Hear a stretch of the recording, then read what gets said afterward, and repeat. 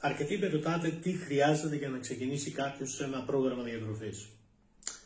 Υπάρχουν κάποια στοιχεία τα οποία ένας διαιτολόγος πρέπει να έχει στα χέρια του για να μπορέσει να εκτιμήσει την κατάσταση θρέψης ενός ανθρώπου και να μπορέσει να κατανοήσει τις ιδιαίτερες απαιτήσεις σε θρεπτικά συστατικά που πρέπει να περιλαμβάνονται στο πρόγραμμα διατροφής του.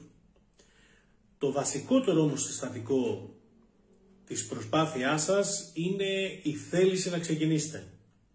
Και μπορεί το να πάρεις ένα τηλέφωνο διαιτολόγου ή το να επισκεφθείς ένα γραφείο ένα διαιτολόγου να δείχνει και την απόφασή σου να κάνεις κάποια προσπάθεια. Αυτό όμως που στην πραγματικότητα χρειάζεται είναι να έχεις μέσα σου την απόφαση να προχωρήσεις σε αλλαγές. Να φύγεις από το σημείο που είσαι, όχι στη ζυγαριά, αλλά στην καθημερινή σου ζωή και στον τρόπο που συμπεριφέρεσαι σε σχέση με το φαγητό.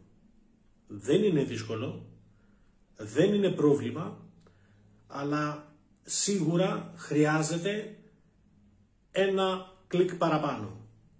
Κάτι που να το κρατήσεις και να σου δώσει την όθηση και την αποφασιστικότητα να ξεκινήσεις, αλλά το σημαντικότερο να διατηρήσεις την προσπάθεια.